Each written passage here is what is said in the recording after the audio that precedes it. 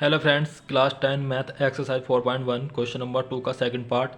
निम्न स्थितियों को द्विघात समीकरणों के रूप में निरूपित कीजिए। और यहाँ पर सेकंड पार्ट में ये कहा गया है, दो क्रमागत धन पूर्णांकों का गुणनफल 306 है, हमें पूर्णांकों को ज्ञात करना है। तो ऊपर जो कह रहा है कि द्विघात समीकरण के रूप में बदलना है और नीचे कह रहा है कि पूर्णांकों को भी ज्ञात करना है। तो यहाँ पर दो धनात्मक पूर्णांक दे रखे हैं, तो दो धनात्मक और क्रमागत हैं, तो हमें इसमें दो धनात्मक क्रमागत पूर्णांक को मानना पड़ेगा। तो माना दो धनात्मक दो क्रमागत धनात्मक क्रम से, जो क्रम से संख्या आती है ना उसको कह रहा है दो क्रमागत। माना दो क्रमागत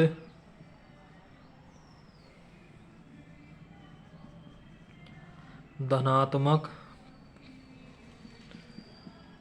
पूर्णांक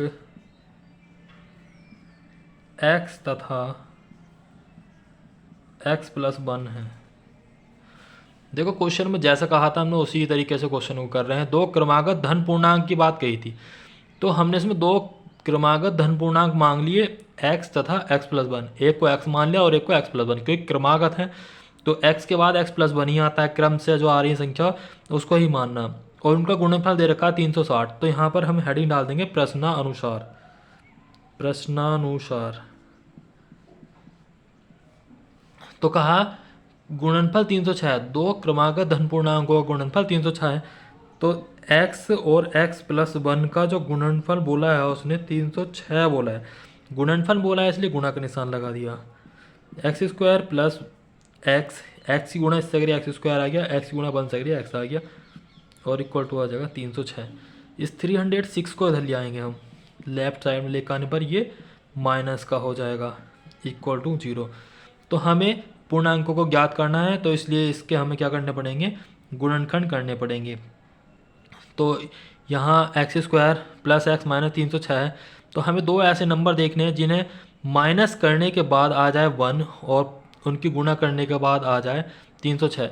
तो ऐसे दो नंबर तो हमें इतनी जल्दी नहीं पता चल पाएगा, तो क्या करना होगा, तो हमें रफ में 306 के क्या कर लेंगे, फैक्टर कर लेंगे, गुणनखंड कर लेंगे।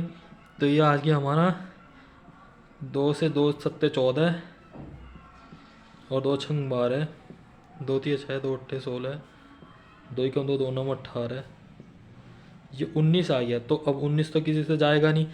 अब हमें ऐसे दो नंबर देखने होते हैं जिनकी गुणा करके आ जाए 306 और उनको माइनस करने के बाद आ जाए 1। तो 2 दूनी 4, दूनी 8, दूनी 16।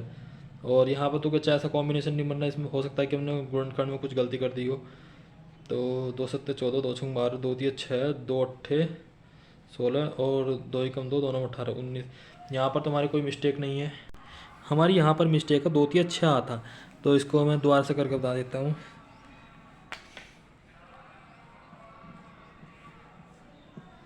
2 कम 2, 2 पंजे 10, 2 तिया 6, यहाँ 3 आता। और यहाँ 3 से 2 से जाएगा नहीं क्योंकि पीछे विषम संख्या है, तो 3 से करके देखेंगे। 3 पंजे 15, 3 कम 3, यह हो जाएगा 3 कम 3 और बचे 2, 3 सत्ते 21 और ये आया 17 कम 17।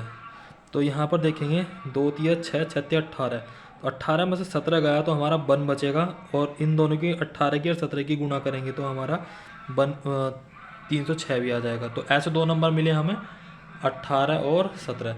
इन दोनों की अगर जो गुणा करेंगे तो हम 306 भी आ जाएगा, और इन दोनों को माइनस करेंगे तो 1 भी आ जाएगा। तो ऐसे दो नंबर हमारे 18 और 17 हैं।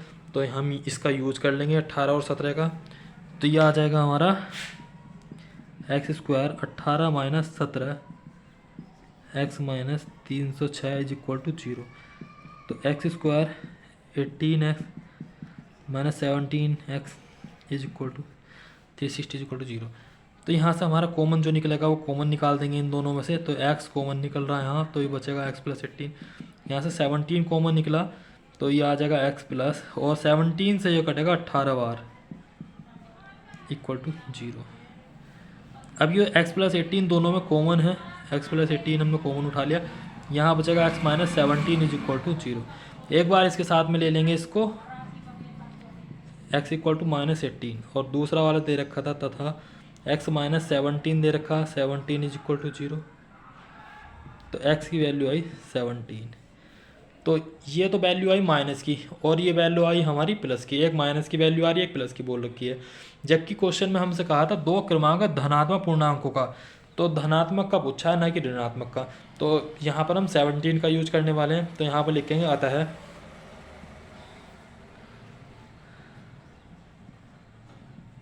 पहली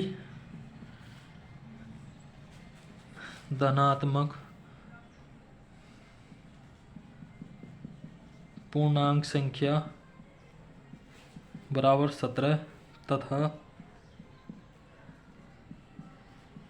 दूसरी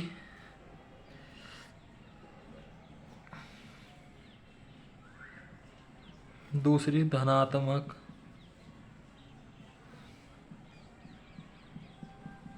पूर्णांक संख्या बराबर x+1 थी, तो x के स्थान पर हम 17 रख देंगे, 17+1 यह आ जाएगी हमारी 18।